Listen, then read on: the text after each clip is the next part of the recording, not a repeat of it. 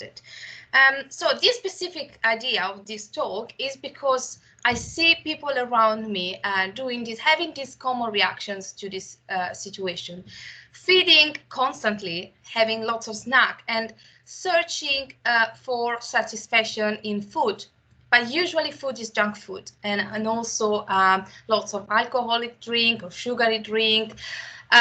So my thought is, we need some pleasure, we need some satisfaction, but maybe there's a way to do it, and try to feel and be healthy.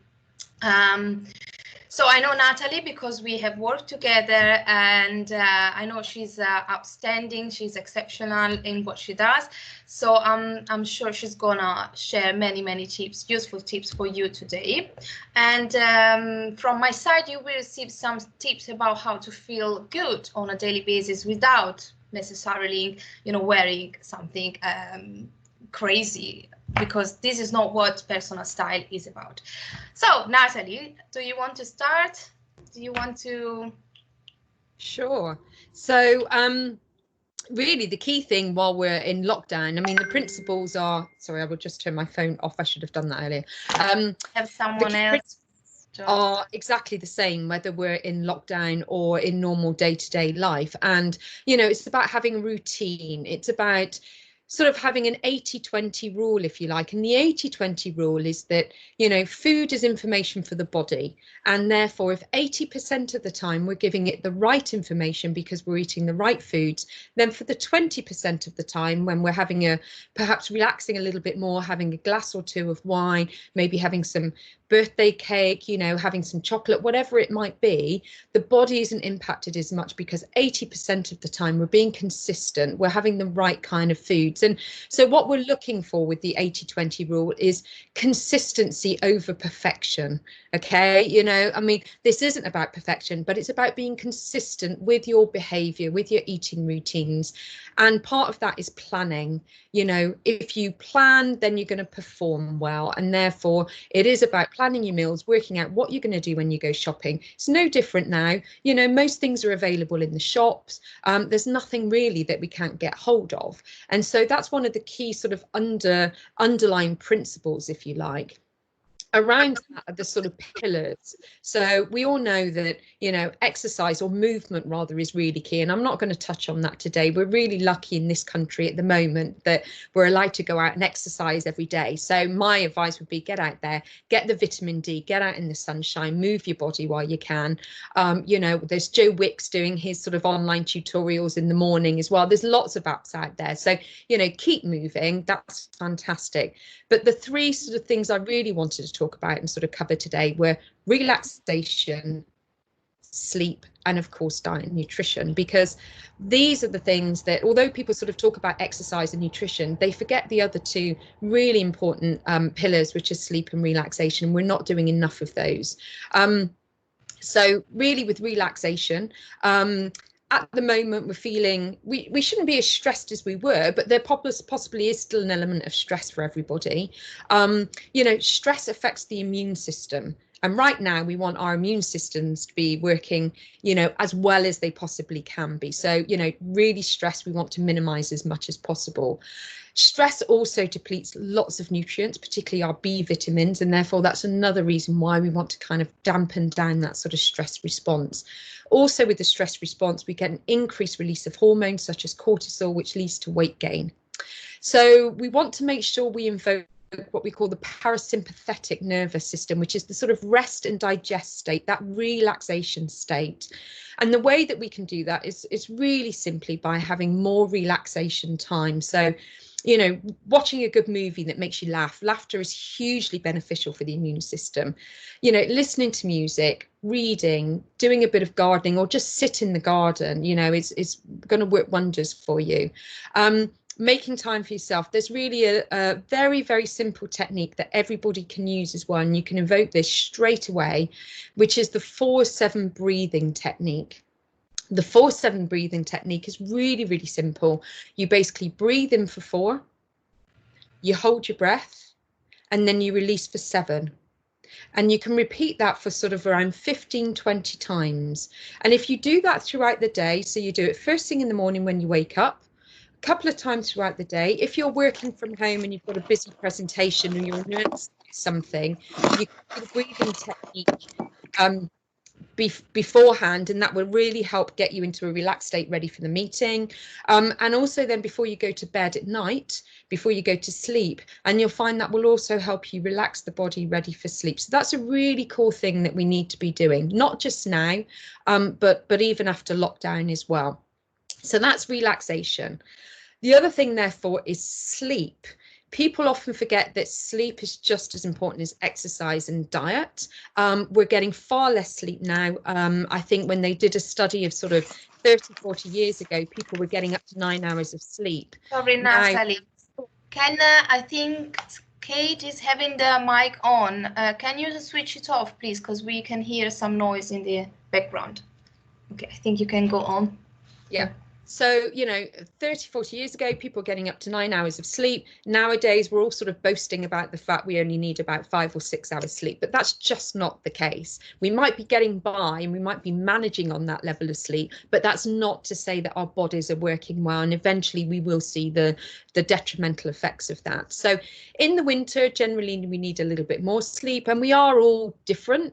Some people may need 7.5, some people need 8, but generally speaking, we know that there's a minimum of 7 to 7.5 hours of sleep.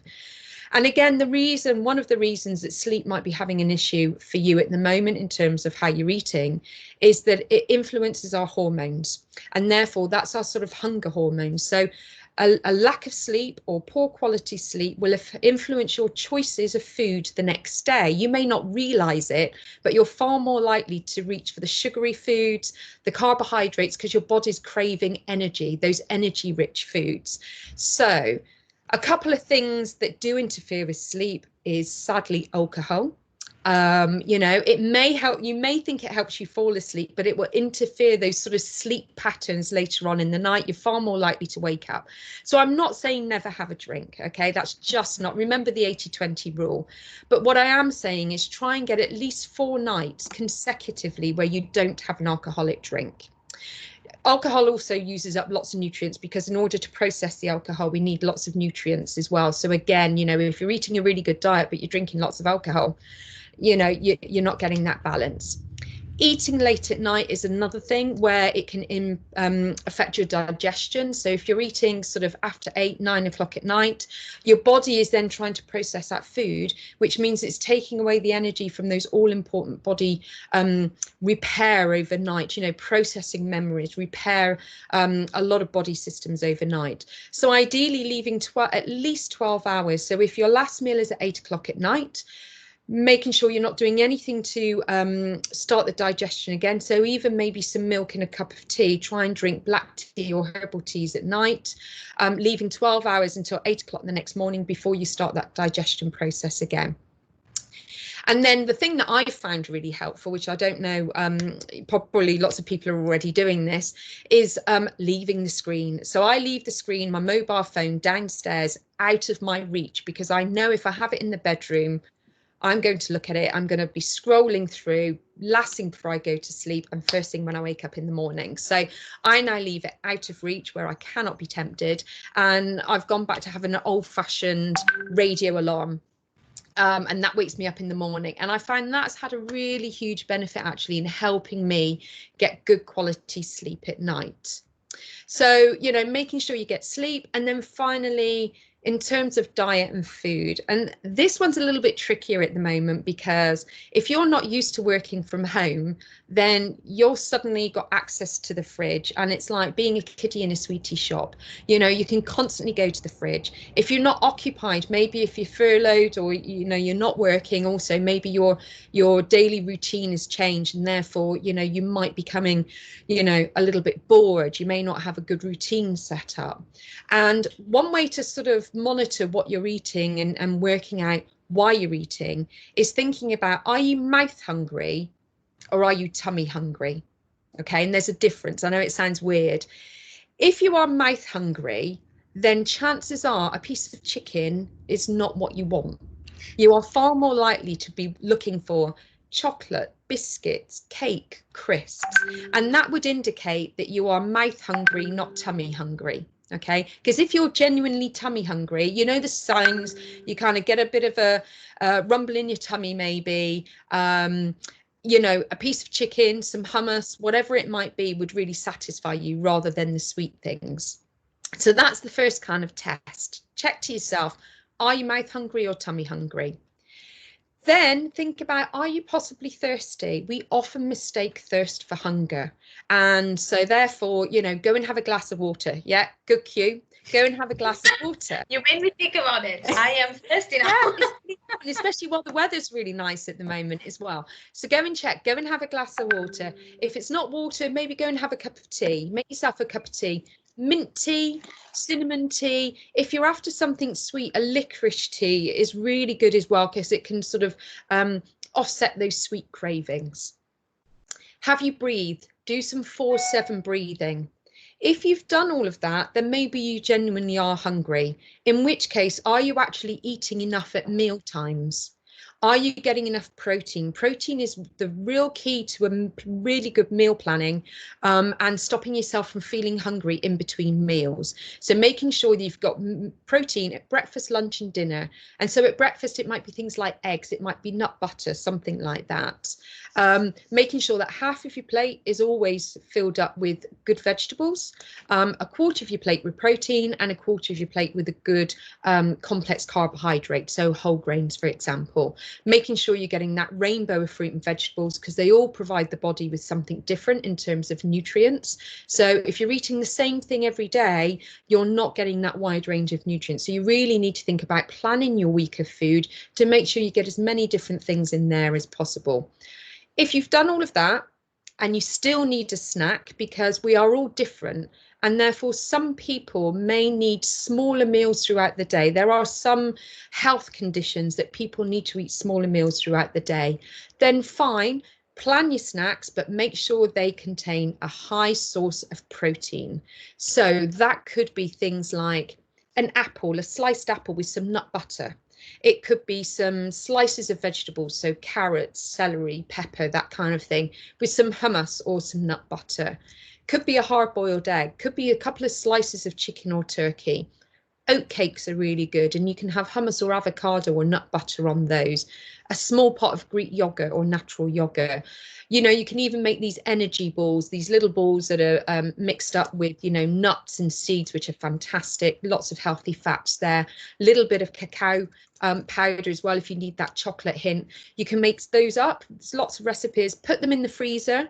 And then when you fancy something, you can just get them out the freezer. So there's lots of good things, but those are the key things to keeping yourself from grazing all day, snacking, but making sure you're still getting a nutrient dense diet. Remember, food is information for the body, and you want to 80% of the time be feeding it really, really good information. I don't know if that's been helpful for Stefania. I know that you do some of that stuff already, don't you? So yeah. I'm following a personalized plan that Natalie provided me, and so I'm following lots of these, tips that you gave. Obviously, my life has changed from before. So before I was moving a lot, and now I still go out to be with the boy at least 1 hour every day.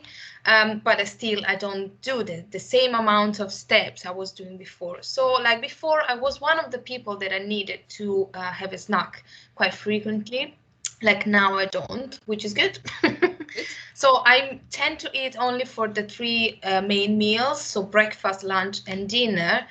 And if I really am craving something, because sometimes it might happen, I am in a bad mood, or I just, need something extra. I have discovered the almond butter, which is really sweet and nice, and I can eat a spoon of these with, I don't know, a slice of apple or an oat cake. And sometimes I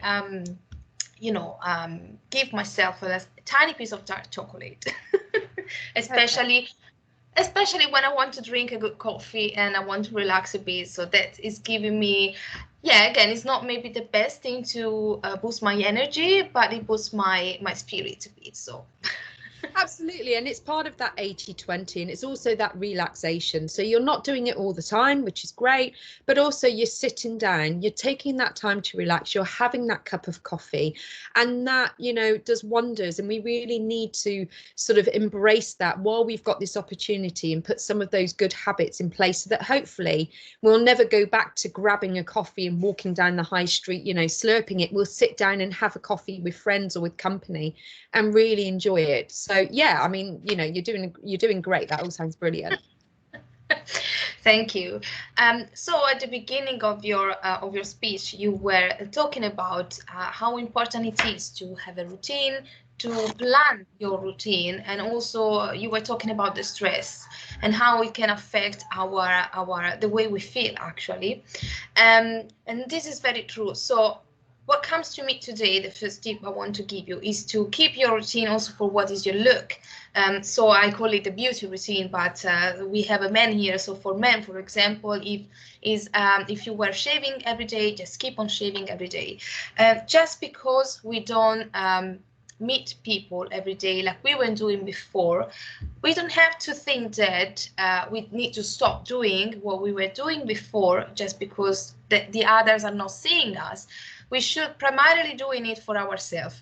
So I keep on saying to people, if you have a beauty routine, if you had a beauty routine before, try to stick to it. Do not abandon it, because one, this is probably good for your skin and for you know, your look in general.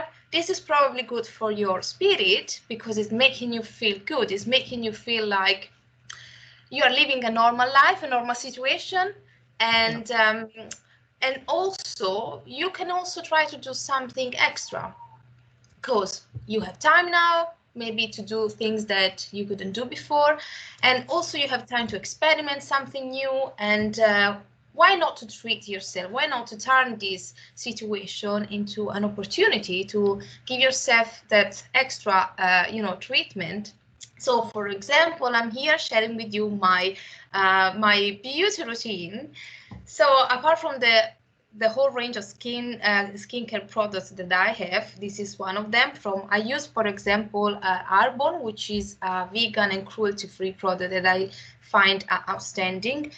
So I have a whole range, which is also for, you know, people over 30 that are starting to have some lines, and is amazing.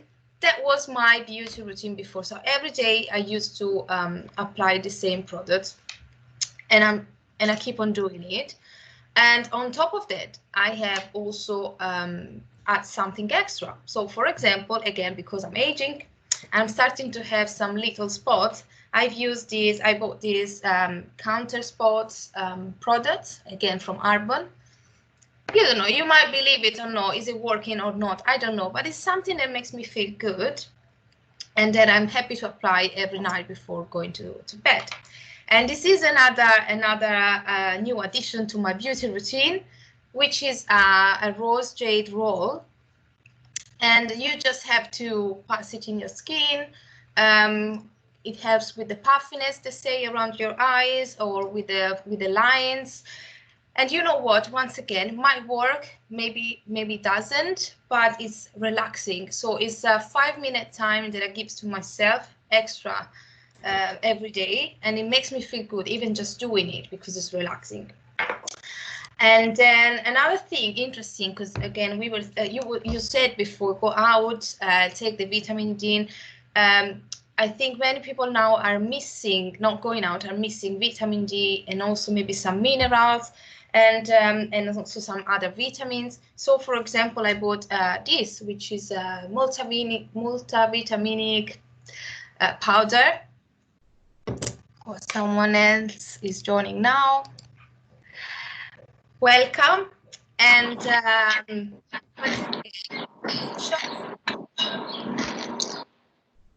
hi there. Can you switch off the camera and the mic, please? Do you know how to do it? The camera is primarily because we are recording it. Thank you. And another thing that I have bought is this. What is this? This is coconut oil. So it's natural, no parabens, sulfates, and blah, blah, blah. Very natural. And it's very good for skin, nails, and also for the hair, for example. I think we tend to have very dry hands in this moment because we wash them a lot, and also we use a lot of, hand sanitizer, and this is drying our skin. And so I regularly use hand cream, but it's not enough in this moment. This is really working well. So if you apply it a couple of times a day, it is really moisturizing your hand. And it also works for your hair. So if you, like me, have dry hair, you can apply it maybe once every 2 weeks. You just melt the coconut oil, just a tiny spoon, and it's working on the whole head. And you keep it 20-30 minutes, and then you have your usual shower. Once again, it's a treatment for yourself. It makes me feel good just to do something that, is for myself, and I wasn't doing it before because I never had time to eat. So these are my extra treatment, and this is my first great tip for you. So keep on doing good things for you, things that make you feel good, and no matter what, really. So I'm not telling you to follow my lead. This is not the message I want to give. It's just an example. Another thing that I do regularly, because I was doing it before and because it makes me feel better, is to apply some makeup every day. Now, I know that many women didn't do it before because they had a very busy life. So moms, busy moms, entrepreneurs. But now maybe it's your chance to start doing it. You can have fun watching some tutorial on YouTube, and you don't have to do like a complex makeup. You can just have your, key elements, a bit of foundation, a blush, and a mascara, and you have done your daily natural makeup. But if this is helping you to feel better, even if you're not going outside, even if you're not meeting people, just do it and boost your self-confidence. I think that's all great tips. Yeah, thanks, Stefania. And also, I was going to say, linked into that, I've never tried coconut oil on my hair. I tend to just cook with it. So I'm going to try that for sure. And the other thing I was going to say is that linked into that, which is, really interesting, the rose jade roller that you're using will be supporting the lymphatic system. So it absolutely will be working, because it'll be pushing the fluid through the lymphatic system and then down through the passageway, which basically means that helps get rid of that sort of puffiness under the eyes, etc. And one of the key things to sort of anti-aging, which will go against the grain for most women over a certain age, is fat.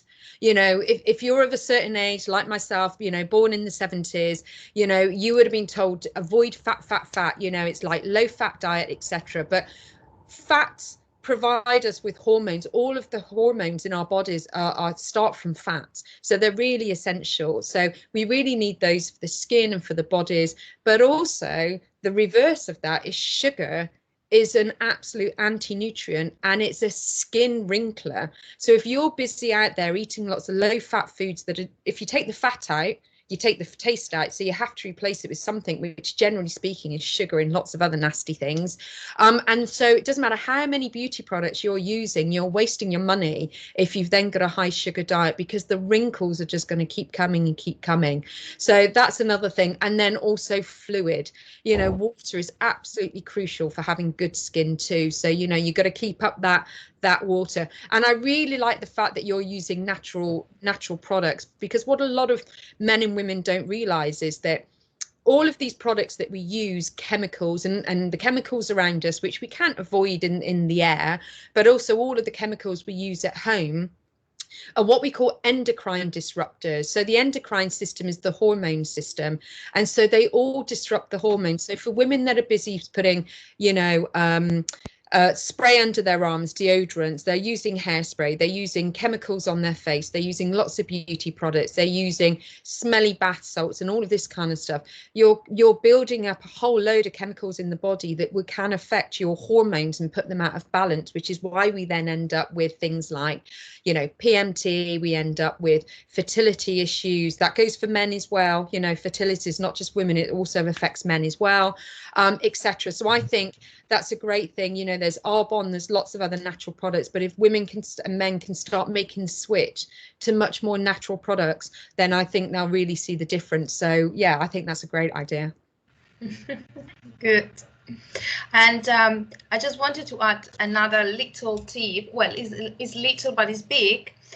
So to lift up your mood on a daily basis, once again, you don't have to dress something fancy. You can wear your basic stuff because you are spending time at home now, or maybe just going out for a walk or a run. Try to add anyway a tiny bit of color to your outfits, whatever it is. So I do understand, and especially moms, I am a mom, so I need to run, with my boy all the time, and probably starching my clothes with dirty hands. So I'm the first one, and also for what I do, I'd love to wear fancy clothes, but I can't.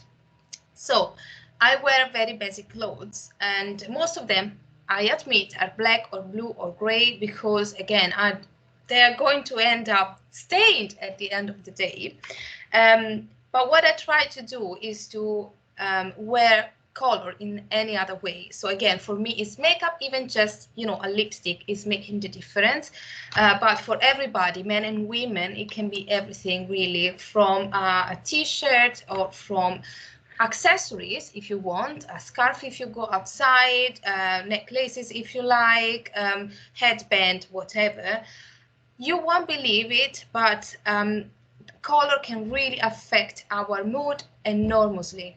So even those days when we really feel low, if we wear black, total black, or if we wear some hint of our best colors, our favorite colors, our mood is lifted up. You won't believe it, but it is how it works. And now, of course, at the present, you don't have the chance to have a color analysis and to know what are the colors that work best for you. But maybe in the future you can have it. At the moment, the way I can help you with about colors is to maybe understand what are the colors that, what is your main feature, okay? So there are 3 different values in the color analysis: the tone, so light versus dark colors, and the clarity, so bright versus soft colors, and the temperature, so cold versus warm colors. Now, the temperature is the most difficult to understand. So I can even give you some tips, but it's really going to be difficult. So unless you have red hair like Natalie, which means are you a natural ginger hair? I am a natural ginger hair, yes. So you are 100%, you have 100% warm features, Natalie. Right. Now you can have light and warm or dark and warm. So I can tell you maybe what is your season, what are your general characteristics, and what is your palette of best colors. But I can tell you that for sure, warm colors, so every color that has a hue of some orange shades rather than bluish, work best for you. Okay. For example, but you are a very good example, but most of the time it is really, really difficult to understand if you have warm or cold features. What you can do even as a funny exercise, you can analyze yourself and ask yourself a few questions. Do I have light or dark coloring?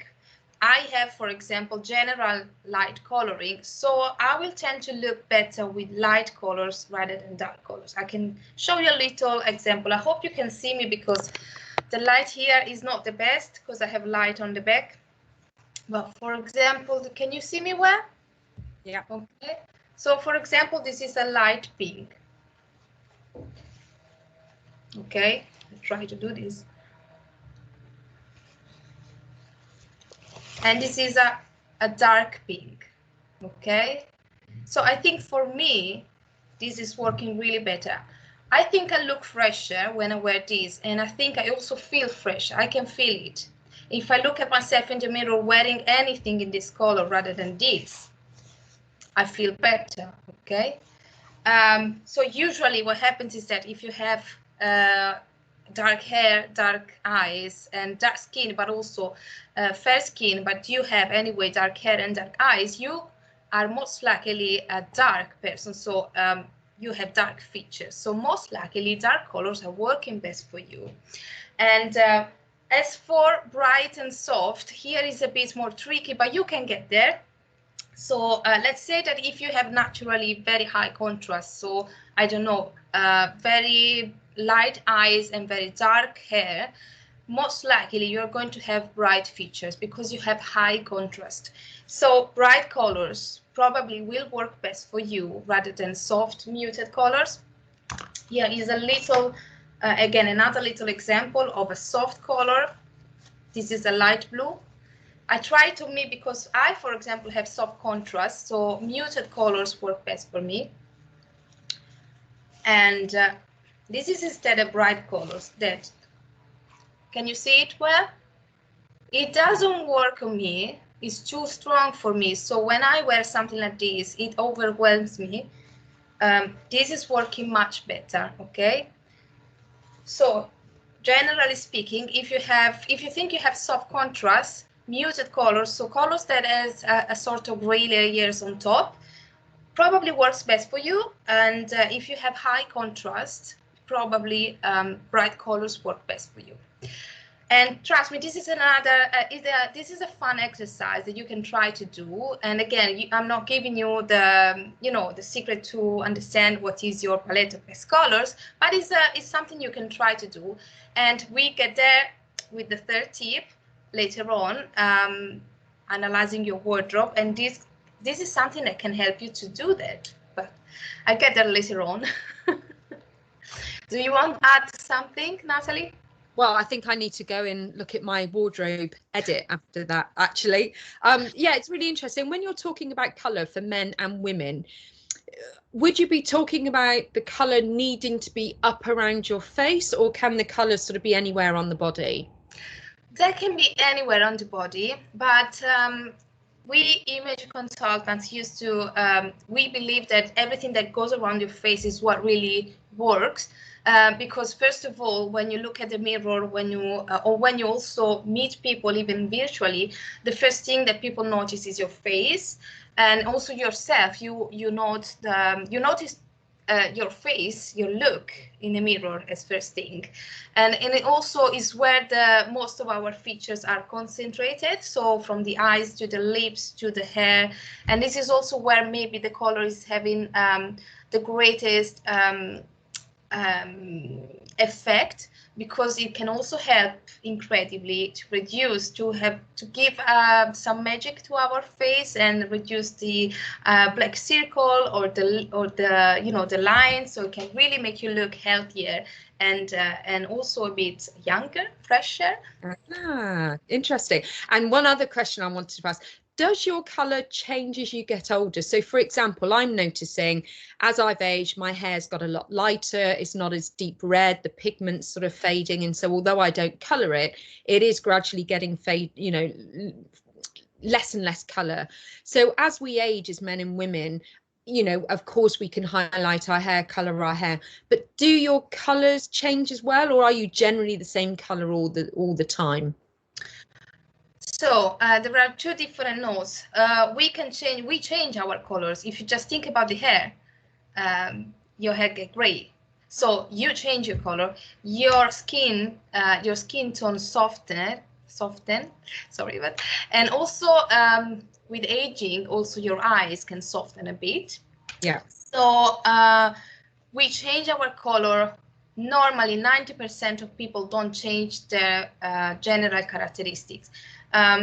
So even if people have very bright features when they are young and they get softened, usually they don't change their main characteristics, but maybe their best colors from being very bright can soften a bit, can become a bit lighter. There are a few people that might change with aging, especially with very I have in my head, I know how the color analysis works. So there are different seasons. So maybe closed season can be, this is where people can go, from a season to another with aging. Yeah. It is a bit difficult to explain here. So I should show something. It's a bit difficult. We can talk about that in another. Yeah, fine. But generally your main sort of colours stay, but they might have to soften if your eyes are losing a bit of colour, etc. Great, Yeah. good. Another example on me, for example, so I am a so-called summer, so my features are light and also cold and soft. Okay, so this is my mix. But years ago, with my natural hair color and everything, I was a soft summer, so my natural hair color was a bit darker, and so my contrasts were also a bit softer.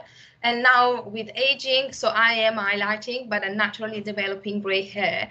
I am becoming lighter. So also my colors are becoming lighter, but I still are in the range of the summer season. Got it. Right, really interesting. There's a whole psychology around color, etc. It's really interesting. It's a very complicated topic. It's a very complicated topic. Right. Interesting. Well, I'm sure that, you know, people would be really interested and want to get in touch with you for a personal sort of analysis, because I think knowing your colors, like you say, you know, makes you feel really good, and, you know, it can save you such a huge amount of money as well, because you're not going out buying the wrong clothes all the time and then getting home and thinking you've got nothing to go with it, or it doesn't look quite right on you because the changing rooms, the light in there is completely different to, you know, the light outside or whatever. So yeah, so I think that, you know, when we're finally back out of lockdown, you know, and we're back out shopping, well, people are probably shopping now, I think that would be really useful. Yeah. And I'm drinking water now. Good. Excellent. Really good. Really good. So do you want to give any other tips? Well, I think, you know, I'm open to questions. If people want to sort of post questions, hopefully I can answer them. I think really the key thing is, you know, planning what you're going to be doing is a bit like planning your outfit for a meeting, you know, planning what you're going to be eating, planning that all important sort of lifestyle routine. You know, although you may be really busy now with childcare, etc., now is the perfect time to get those good habits in place. It takes, you know, a few weeks for habits to become the norm, but once you do, they're great, you know, and using your cupboards, your fridge, your freezer space really well at the moment. So of course we're not supposed to be stockpiling, but there's plenty of foods out there, but making sure that if you're using your freezer, really good quality protein, frozen fruit and veg are just as nutritious as fresh, and in some ways can be much better because they're picked straight off the plant and frozen immediately, whereas, you know, the fruit and veg you buy in the shops, you don't know how long it's been sat around for. So making the most of your freezer, don't be frightened to do that. Don't think you have to have fresh all the time. And just, you know, if you're cooking meals, batch cook, so cook a couple of extra portions, pop them in the freezer, and then you're not having to cook from scratch every night of the week as well. You know, there's lots of things you can do as well, like protein balls in the freezer, you know, egg muffins. So little, if you use a muffin tin to make mini little egg sort of frittatas, you can freeze those as well, and then you've got breakfast the next day. If you're working from home and you're really, you know, you're busy and you're starting your morning off and you haven't got time for breakfast, so that's a great way of kind of making the maximum of your sort of store cupboard, your freezer space, etc. So, but I'm sure, you know, we could also be doing really great things with our wardrobes at home as well. You know, now we've got all this time to really search through, and we're sort of doing that switch of season, aren't we, because the weather's so much nicer. Yeah, we want to be getting those summer clothes out. Yes, you're getting there. Thank you. You have introduced my last tip. So yeah, basically this is what I wanted to talk about. This is the perfect time for you to reorganize and edit your own wardrobe. This is one of the most successful services that I offer, because people hate to do it because it's taking time and energy.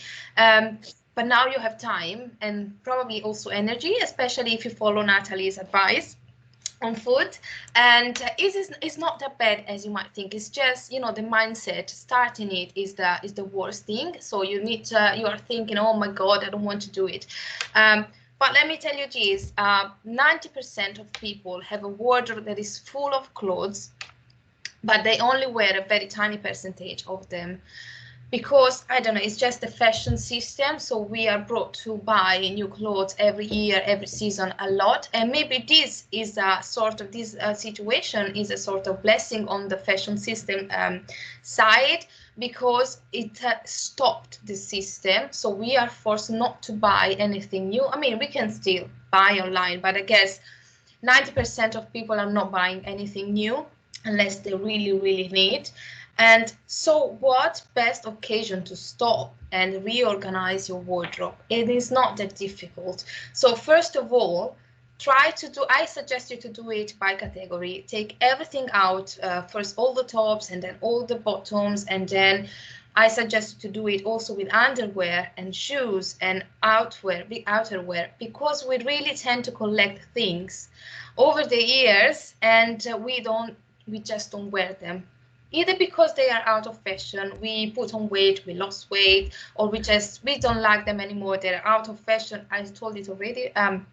Or maybe just we don't feel confident in what we bought. I saw so many times people with clothes still new with the hangs on in the wardrobe, and they said, I bought it on sale. Maybe they have 3 identical items in 3 different colors, still with the hangs on. With the tags on, because, well, I bought it, it was on sale, it was an offer, but then I don't know what to wear it with. I saw it so many times. So this is your chance. And I don't know if you know Marie Kondo. She's one of the legend. I really admire her. So the keyword is declutter, and also only keep what really sparks joy into your wardrobe. Be honest with yourself. You're going to wear only what really makes you feel good. So everything else, put it aside. There is going to be much need of those clothes that you don't wear after the lockdown. Charity shops will need them more than you do. So you can prepare big bags of clothes that you don't wear that you can keep to a charity shop after the lockdown. And also, as Natalie was saying before, it is also the perfect time to reorganize your wardrobe a bit and divide it into 2 seasonal wardrobes, because now we have spring, summer, and so you don't really need to keep in your wardrobe, woolen things, or I don't know, coat or down jackets, because you don't need them. They're only taking space. So find another place where to put them, and only keep in front of you the actual things that you are going to wear from now on. There are going to be some pieces that I call transitional pieces that you're going to wear all the year round. Like, I don't know, for me are leather jackets maybe, or some t-shirts. But the majority of the pieces that you have are seasonal. And so try to make this extra effort. First, edit your wardrobe, and then try to make this extra effort, maybe another day that you have time and energy to do that, and separate autumn, winter from spring, summer. You are never get back. Trust me, you are never get back, because this is going to help enormously your dressing every day, you're dressing up every day. This is going to help you to create your outfits, and is really gonna make your life easier. So it's worth the effort now. No, I think that's great, and I really love that sort of idea that, only keep what sparks joy.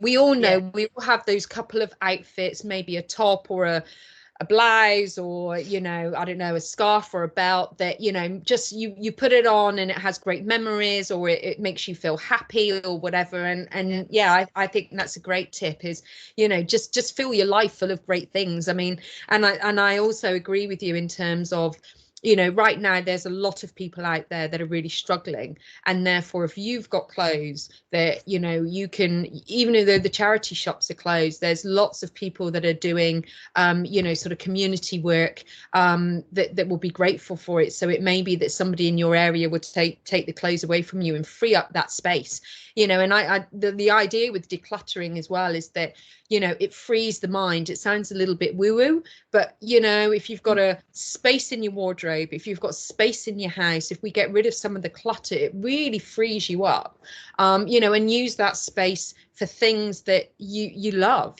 so get good food on those cupboards, you know, in your fridge, make sure your shelves are filled up with good food, but make sure your wardrobe is, you know, full of inspiring things for you. You know, they don't necessarily have to be expensive, you know, and Stefania can help you, you know, select, you know, really great individual items that you'll just wear and wear and wear again. And I think the present moment is kind of telling us that we really need to be spending our money on things that we can value and that will last a long time. Whereas I think particularly in the UK, we've really bought into this sort of quick fashion. I think in the rest of Europe, you're maybe brought up a bit differently and kind of taught how to, you know, dress for your style, dress for your body shape, dress for your personality, and you have clothes that perhaps last you a long time. Whereas here in the UK, I think we buy much more into trends, regardless of whether they suit our body shape or not. I know I'm guilty of that. You know, I'm 5'2", and I'm pear-shaped, you know, and I know that there's probably things that I've bought in the past that Stefania would probably say, no, don't buy that. So so yeah, I think it's a great opportunity. Thank you. Thank you. And I also hope that this situation is gonna change a bit the fashion system, and also maybe the consumers' behavior, because we probably, especially if the lockdown is going to extend for a bit more, we are going to understand really how many things we have, how much we don't need to buy all these new clothes every year, every season. So probably with all the bad things that are happening, something good is we are gonna have something good out of it, and probably we are gonna change our attitudes about many things. And this is one of the things that is probably gonna help not just us, but to spend less, you know, in clothes and useless things, but also the planet. All right. I think it's time for the question and answer. If some of you have, I don't know, some questions, you can unmute yourself, and we'll be happy to answer. Anyone? No questions? No? No questions. Great. Yeah. You obviously covered everything really well. People are probably just, where can people reach you, Stefania, if they want to, you know, have a look at, you know, some of your services and, you know, your wardrobe edit, or have a color analysis? I guess the color analysis is probably a little bit difficult online, is it? Is it better to see? Yeah.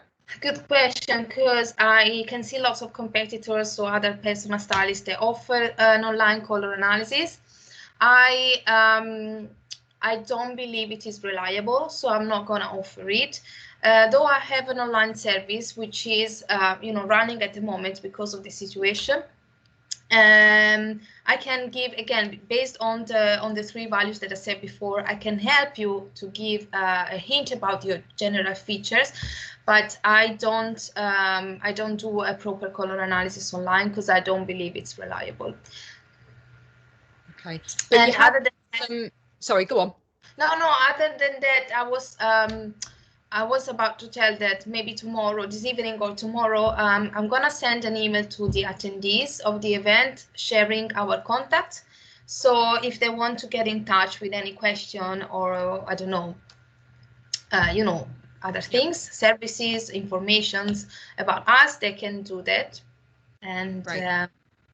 Yeah, because I was going to say that Stefania does some sort of online blogs and things, so on Facebook and LinkedIn and you know, Instagram, etc. So, you know, there's some really interesting articles there about, you know, color. You know, there is a whole theory around it, and so it's really interesting. And I think once you kind of, you can always spot somebody that knows their colors and is dressing well for themselves. You know, it may not be that they're wearing the most expensive outfit, but they just look like they're wearing expensive clothes because, you know, it looks great on them. So I know that Stefania writes some interesting articles, so you know, definitely follow her on social media. You'll learn a lot. Guys, if you don't want to show yourself or make a question in front of everyone, you can send a message on the chat. Is the same. So we have some messages to read. Okay. We have some comments. Well, anyway, if you have no question, I think we can end the meeting. Okay, yeah, I'm just having a quick look through. Somebody was saying about the licorice tea. Yeah, it's really good if you've got a sweet tooth. Someone's saying about trying to sleep all the way through the night. Yeah, that can be a tricky one. Sometimes it may be blood sugar levels. So if you've not eating enough during the day, if you're waking up in the night, it can be sometimes because you know, you're waking up because you don't necessarily feel hungry, but your blood sugar levels may be getting too low. So in which case it might be worth thinking about having a little snack, you know, before going to bed, if that's the case, seeing if that works, or trying to eat a little bit more during the day perhaps as well. You know, what we have to remember is that as we age, you know, our body changes and our needs perhaps change as well. Or, you know, if we're in a certain, you know, got a health condition or something's changing, then we need to keep that in mind as well. So just because something works for you sort of when you're younger, particularly women with hormones as well, we really need to keep that in mind, that, you know, we're keeping them balanced, etc. So you know, you may need to shift your eating habits and things like that as you get older as well. So I think, yeah, I think that's it, isn't it? Yeah. Okay. So bye everyone. Thanks for being here. And again, I'm gonna send you a follow-up email tomorrow just for you to know our. Oh, hi. I think you want to say something. No. Okay.